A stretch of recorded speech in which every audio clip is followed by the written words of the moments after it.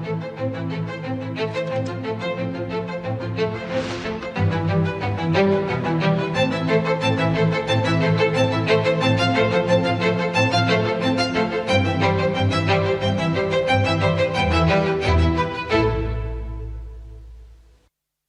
प्यारे देशवासियों, नमस्कार। आज जब मैं आपसे मन की बात कर रहा हूं, तो मन में गहरी पीड़ा है। 22 अप्रैल को पहलगाम में हुई आतंकी वारदात ने देश के हर नागरिक को दुख पहुंचाया है। पीड़ित परिवारों के प्रति हर भारतीय के मन में गहरी संवेदना है। भले वो किसी भी राज्य का हो, वो कोई भी भाषा बोलता हो, लेकिन वो उन लोगों के दर्द को महसूस कर रहा है जिन्होंने इस हमले में अपने परिजनों को खोया है। मुझे एहसास है, हर भारतीय का खून आतंकी हमले की तस्वीरों को देखकर खौल रहा है। पहलगाम में हुआ ये हमला आतंक के सरपरस्तों की हताशा को दिखाता है, उनकी कायरता को दिखाता है। ऐसे समय में जब कश्मीर में शांति लौट रही थी, स्कूल कॉलेजों में एक वाइब्रेंसी थी, निर्माण कार्यों में अभूतपूर्व गति आई थी, लोकतंत्र मजबूत हो रहा था, पर्यटकों की संख्या में रिकॉर्ड बढ़ोतरी हो रही थी, लोगों की कमाई बढ़ रही थी, युवाओं के लिए नए अवसर तैयार हो रहे थे, देश के दुश्मनों को, जम्मू कश्मीर के दुश्मनों को ये रास नहीं आया। आतंकी और आतंक के आका चाहते हैं कश्मीर फिर से तबाह हो जाए, और इसलिए इतनी बड़ी साजिश को अंजाम दिया। आतंकवाद के खिलाफ इस युद्ध में देश की एकता, 140 करोड़ भारतीयों की एकजुटता हमारी सबसे बड़ी ताकत है। यही एकता आतंकवाद के खिलाफ हमारी निर्णायक लड़ाई का आधार है। हमें देश के सामने आई इस चुनौती का सामना करने के लिए अपने संकल्पों को मजबूत करना है। हमें एक राष्ट्र के रूप में दृढ़ इच्छा शक्ति का प्रदर्शन करना है। आज दुनिया देख रही है, इस आतंकी हमले के बाद पूरा देश एक स्वर में बोल रहा है।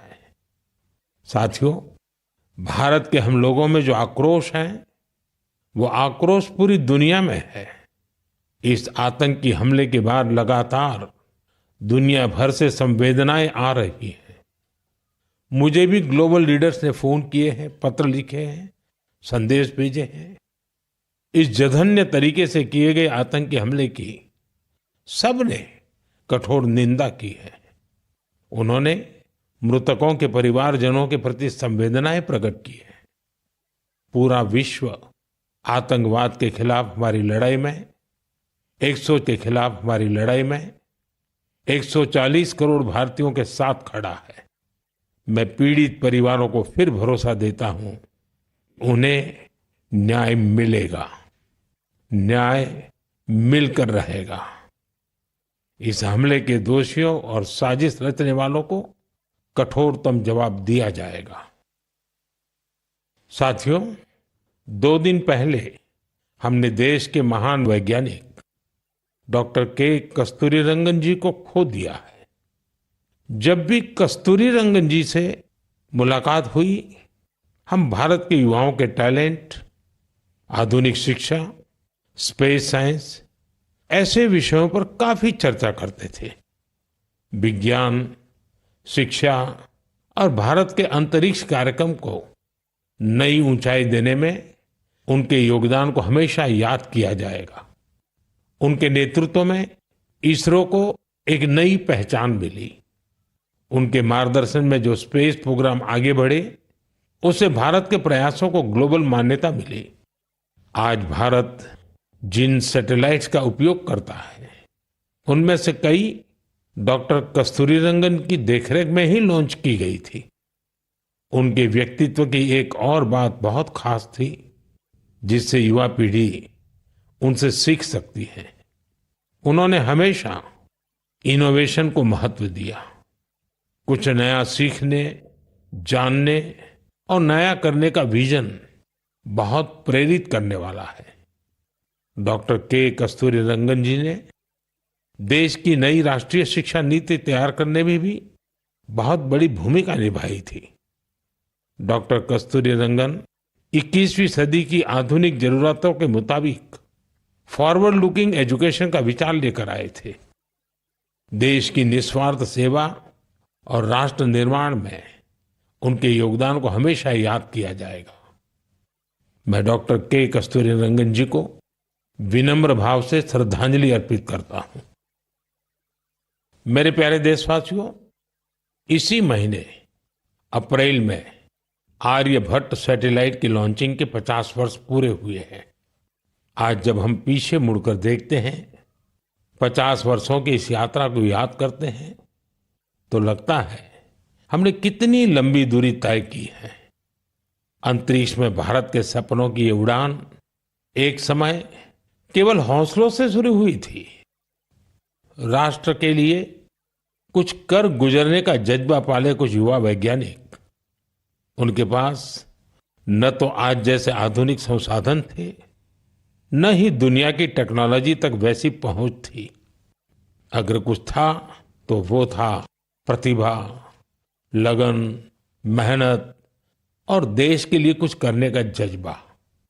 बैलगाड़ियों और साइकिलों पर क्रिटिकल इक्विपमेंट को खुद लेकर जाते हमारे वैज्ञानिकों की तस्वीरों को आपने भी देखा होगा।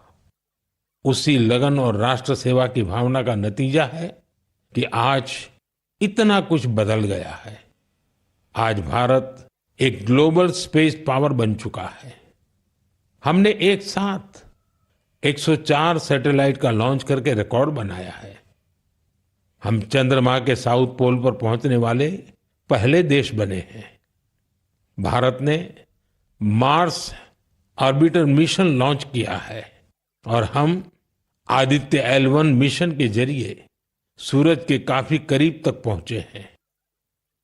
आज भारत पूरी दुनिया में सबसे ज्यादा कॉस्ट इफेक्टिव लेकिन सक्सेसफुल स्पेस प्रोग्राम का नेतृत्व कर रहा है।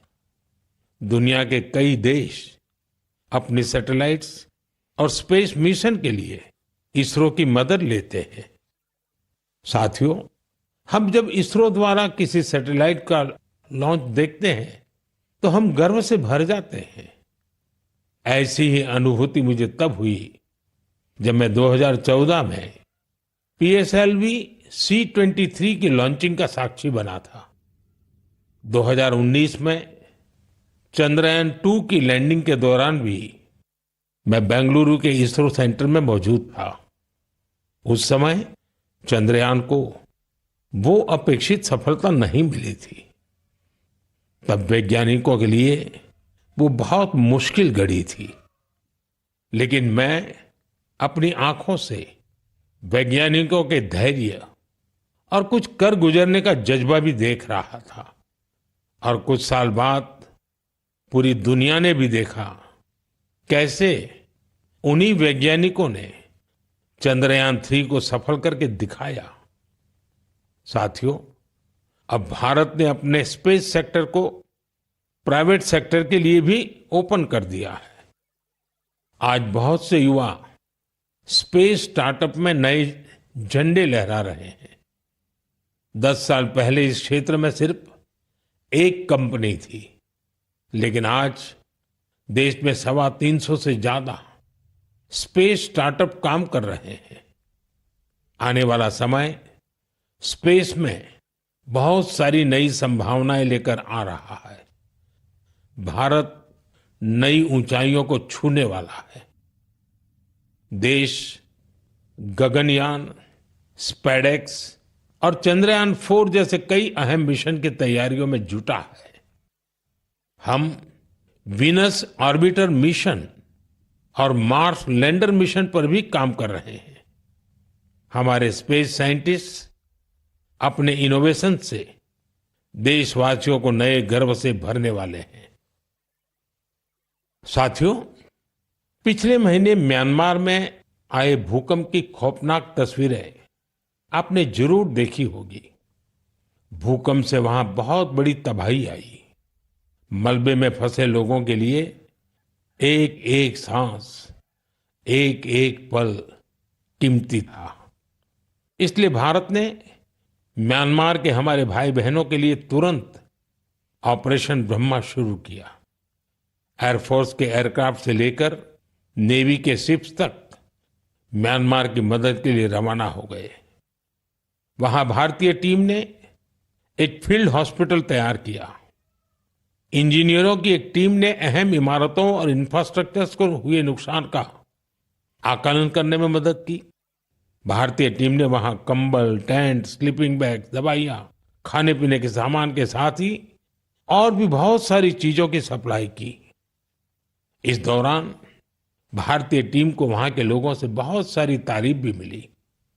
साथियों, इस संकट में साहस, धैर्य और सूझबूझ के कई दिल छू जाने वाले उदाहरण सामने आए। भारत की टीम ने 70 वर्ष से ज्यादा उम्र की एक बुजुर्ग महिला को बचाया, जो मलबे में 18 घंटों से दबी हुई थी। जो लोग अभी टीवी पर मन की बात देख रहे हैं, उन्हें उस बुजुर्ग महिला का चेहरा भी दिख रहा होगा। भारत से गई टीम ने उनके ऑक्सीजन लेवल को स्टेबल करने से लेकर फ्रैक्चर के ट्रीटमेंट तक इलाज की हर सुविधा उपलब्ध कराई। जब इस बुजुर्ग महिला को अस्पताल से छुट्टी मिली तो उन्होंने हमारी टीम का बहुत आभार जताया। वो बोली कि भारतीय बचाव दल की वजह से उन्हें नया जीवन मिला है। बहुत से लोगों ने हमारी टीम को बताया कि उनकी वजह से वो अपने दोस्तों और रिश्तेदारों को ढूंढ पाए। साथियों, भूकंप के बाद म्यांमार में मांडले की एक मॉनेस्ट्री में भी कई लोगों के फंसे होने की आशंका थी। हमारे साथियों ने यहां भी राहत और बचाव अभियान चलाया। इसकी वजह से उन्हें बौद्ध भिक्षुओं का ढेर सारा आशीर्वाद मिला। हमें ऑपरेशन ब्रह्मा में हिस्सा लेने वाले सभी लोगों पर बहुत गर्व है। हमारी परंपरा है, हमारे संस्कार है वसुधैव कुटुंबकम की भावना। पूरी दुनिया एक परिवार है। संकट के समय विश्व मित्र के रूप में भारत की तत्परता और मानवता के लिए भारत की प्रतिबद्धता हमारी पहचान बन रही है। साथियों, मुझे अफ्रीका के इथियोपिया में प्रवासी भारतीयों के एक अभिनव प्रयास का पता चला है। इथियोपिया में रहने वाले भारतीयों ने ऐसे बच्चों को इलाज के लिए भारत भेजने की पहल की है जो जन्म से ही हृदय की बीमारी से पीड़ित हैं। ऐसे बहुत से बच्चों की भारतीय परिवारों द्वारा आर्थिक मदद भी की जा रही है। अगर किसी बच्चे का परिवार पैसे की वजह से भारत आने में असमर्थ है तो इसका भी इंतजाम हमारे भारतीय भाई बहन कर रहे हैं।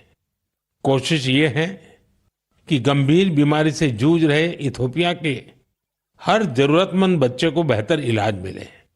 प्रवासी भारतीयों के इस नेक कार्य को इथियोपिया में भरपूर सराहना मिल रही है। आप जानते हैं कि भारत में मेडिकल सुविधाएं लगातार बेहतर हो रही है। इसका लाभ दूसरे देश के नागरिक भी उठा रहे हैं। साथियों, कुछ ही दिन पहले भारत ने अफगानिस्तान के लोगों के लिए बड़ी मात्रा में वैक्सीन भी भेजी है। ये vaccine rabies, tetanus, hepatitis B और इन्फ्लुएंजा जैसी खतरनाक बीमारियों से बचाव में काम आएगी। भारत ने इसी हफ्ते नेपाल के आग्रह पर वहां दवाइयां और वैक्सीन की बड़ी खेप भेजी है। इनसे थैलेसीमिया और सिकल सेल डिसीज के मरीजों को बेहतर इलाज सुनिश्चित होगा। जब भी मानवता की सेवा की बात आती है तो भारत हमेशा इसमें आगे रहता है और भविष्य में भी ऐसी हर जरूरत में हमेशा आगे रहेगा। साथियों, अभी हम डिजास्टर मैनेजमेंट की बात कर रहे थे और किसी भी प्राकृतिक आपदा से निपटने में बहुत अहम होती है आपकी अलर्टनेस, आपका सचेत रहना। इस अलर्टनेस में अब आपको अपने मोबाइल्स के एक स्पेशल ऐप से मदद मिल सकती है। ये ऐप आपको किसी प्राकृतिक आपदा में फंसने से बचा सकते हैं और इसका नाम भी है सचेत। सचेत ऐप भारत की नेशनल डिजास्टर मैनेजमेंट अथॉरिटी ने तैयार किया है।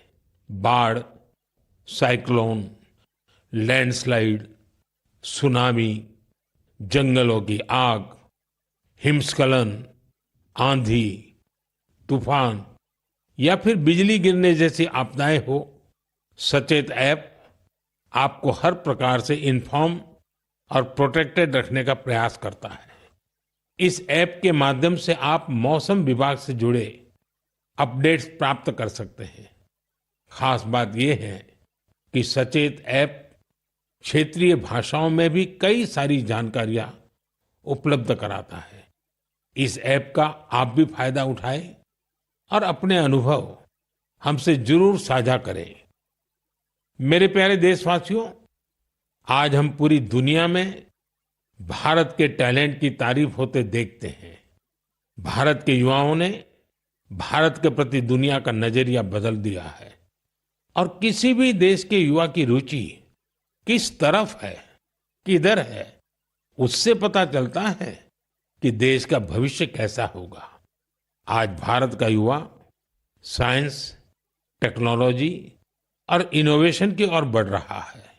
ऐसे इलाके जिनकी पहचान पहले पिछड़ेपन और दूसरे कारणों से होती थी, वहां भी युवाओं ने ऐसे उदाहरण प्रस्तुत किए हैं जो हमें नया विश्वास देते हैं।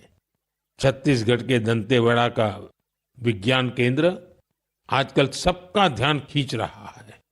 कुछ समय पहले तक दंतेवाड़ा का नाम केवल हिंसा और अशांति के लिए जाना जाता था, लेकिन अब वहां एक साइंस सेंटर बच्चों और उनके माता पिता के लिए उम्मीद की नई किरण बन गया है। इस साइंस सेंटर में जाना बच्चों को खूब पसंद आ रहा है। वे अब नई नई मशीनें बनाने से लेकर टेक्नोलॉजी का उपयोग करके नए प्रोडक्ट्स बनाना सीख रहे हैं। उन्हें 3D प्रिंटर्स और रोबोटिक कारों के साथ ही दूसरी इनोवेटिव चीजों के बारे में जानने का मौका मिला है। अभी कुछ समय पहले मैंने गुजरात साइंस सिटी में भी साइंस गैलरीज का उद्घाटन किया था। इन गैलरीज से ये झलक मिलती है कि आधुनिक विज्ञान का पोटेंशियल क्या है, विज्ञान हमारे लिए कितना कुछ कर सकता है। मुझे जानकारी मिली है कि इन गैलरीज को लेकर वहां बच्चों में बहुत उत्साह है। साइंस और इनोवेशन के प्रति ये बढ़ता आकर्षण जरूर भारत को नई ऊंचाई पर ले जाएगा।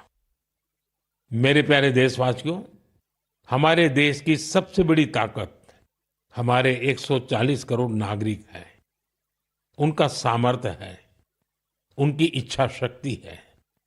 और जब करोड़ों लोग एक साथ किसी अभियान से जुड़ जाते हैं तो उसका प्रभाव बहुत बड़ा होता है। इसका एक उदाहरण है एक पेड़ मां के नाम। ये अभियान उस मां के नाम है जिसने हमें जन्म दिया, और ये उस धरती मां के लिए भी है जो हमें अपनी गोद में धारण किए रहती है। साथियों, 5 जून को विश्व पर्यावरण दिवस पर इस अभियान के 1 साल पूरे हो रहे हैं। इस 1 साल में इस अभियान के तहत देश भर में मां के नाम पर 140 करोड़ से ज्यादा पेड़ लगाए गए हैं। भारत की इस पहल को देखते हुए देश के बाहर भी लोगों ने अपनी मां के नाम पर पेड़ लगाए हैं। आप भी इस अभियान का हिस्सा बने ताकि 1 साल पूरा होने पर अपनी भागीदारी पर आप गर्व कर सकें।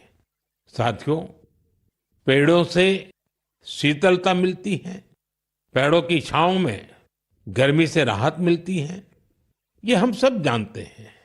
लेकिन बीते दिनों मैंने इसी से जुड़ी एक और ऐसी खबर देखी जिसने मेरा ध्यान खींचा।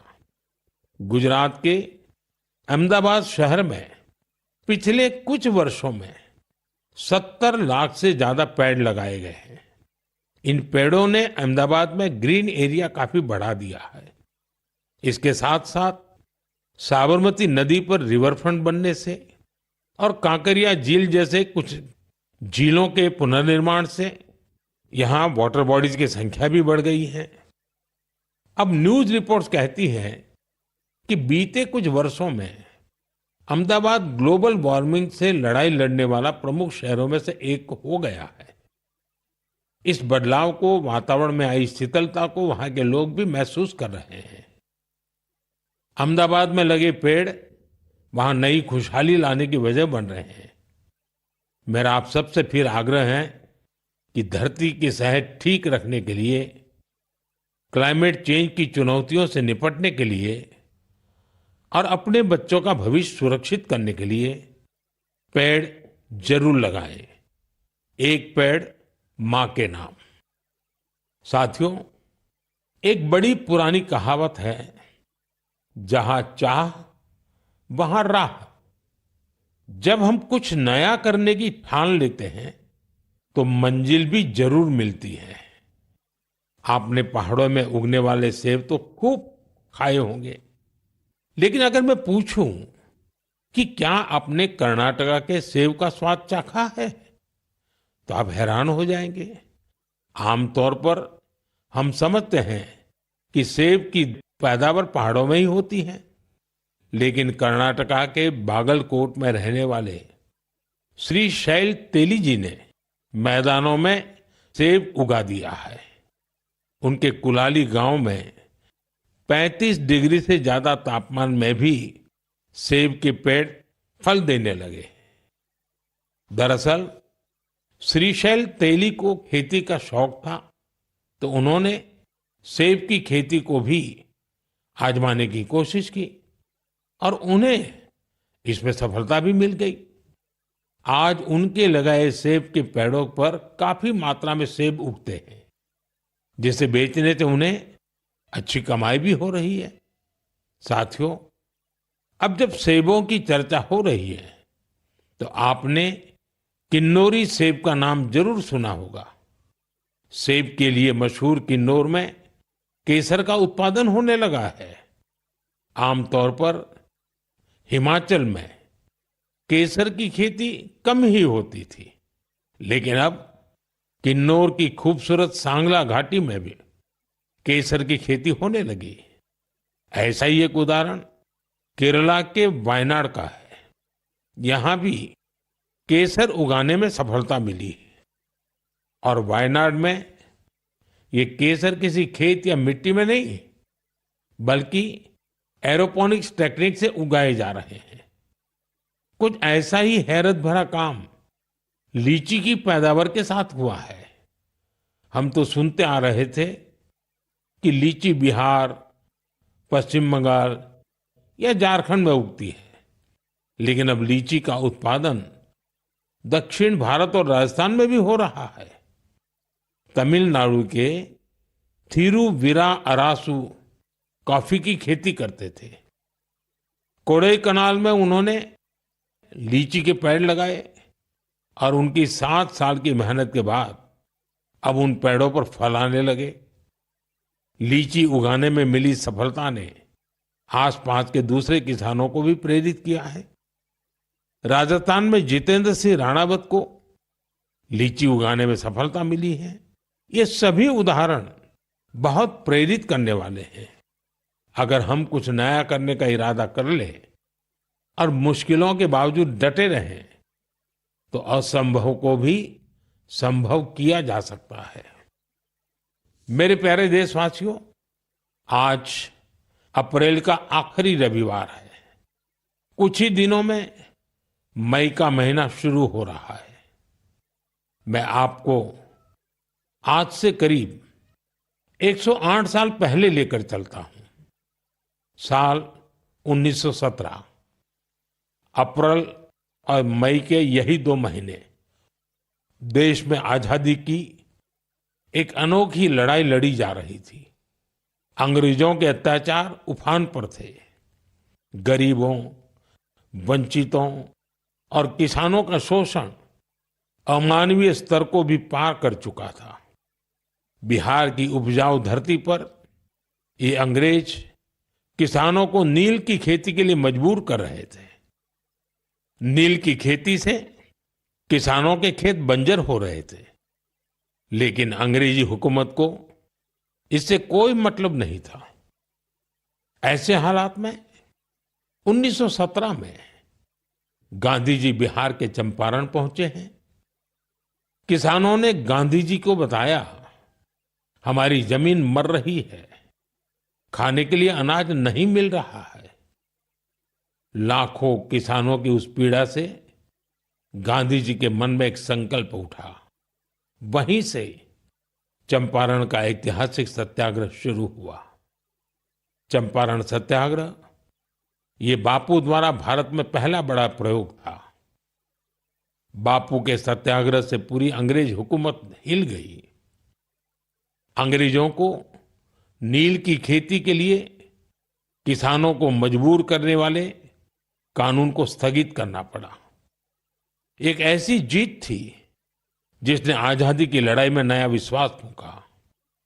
आप सब जानते होंगे, इस सत्याग्रह में बड़ा योगदान बिहार के एक और सपूत का भी था, जो आजादी के बाद देश के पहले राष्ट्रपति बने। वो महान विभूति थे डॉक्टर राजेंद्र प्रसाद। उन्होंने चंपारण सत्याग्रह पर एक किताब भी लिखी, सत्याग्रह इन चंपारण। ये किताब हर युवा को पढ़नी चाहिए। भाइयों बहनों, अप्रैल में ही स्वतंत्रता संग्राम की लड़ाई के कई और अमिट अध्याय जुड़े हुए हैं। अप्रैल की 6 तारीख को ही गांधी जी की दांडी यात्रा संपन्न हुई थी। 12 मार्च से शुरू होकर 24 दिनों तक चली इस यात्रा ने अंग्रेजों को झकझोर कर रख दिया था। अप्रैल में ही जलियांवाला बाग नरसंहार हुआ था। पंजाब की धरती पर इस रक्त रंजित इतिहास के निशान आज भी मौजूद है। साथियों, कुछ ही दिनों में 10 मई को प्रथम स्वतंत्रता संग्राम की वर्षगांठ भी आने वाली है। आजादी की उस पहली लड़ाई में जो चिंगारी उठी थी, वो आगे चलकर लाखों सेनानियों के लिए मशाल बन गई। अभी 26 अप्रैल को हमने 1857 की क्रांति के महान नायक बाबू वीर कुंवर सिंह जी की पुण्यतिथि भी मनाई है। बिहार के इन महान सेनानी से पूरे देश को प्रेरणा मिलती है। हमें ऐसे ही लाखों स्वतंत्रता सेनानियों की अमर प्रेरणाओं को जीवित रखना है। हमें उनसे जो ऊर्जा मिलती है, वो अमृतकाल के हमारे संकल्पों को नई मजबूती देती है। साथियों, मन की बात की इस लंबी यात्रा में आपने इस कार्यक्रम के साथ एक आत्मीय रिश्ता बना लिया है। देशवासी जो उपलब्धियां दूसरों से साझा करना चाहते हैं, उसे मन की बात के माध्यम से लोगों तक पहुंचाते हैं। अगले महीने हम फिर मिलकर देश की विविधताओं, गौरवशाली परंपराओं और नई उपलब्धियों की बात करेंगे। हम ऐसे लोगों के बारे में जानेंगे जो अपने समर्पण और सेवा भावना से समाज में बदलाव ला रहे हैं। हमेशा की तरह आप हमें अपने विचार और सुझाव भेजते रहिए। धन्यवाद। नमस्कार। मेरा दिल ऐ मेरे हम